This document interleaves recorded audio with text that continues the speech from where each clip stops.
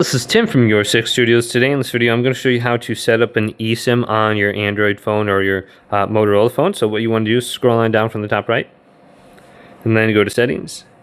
Now go to where it says Network, and then go to Mobile Network right here, and then go to Add eSIM, and it's going to check your network information. Now, depending on if you're in the correct region or not with your phone, it'll work or it won't work. So I'm in a completely different region right now, and my phone is locked, so it won't work.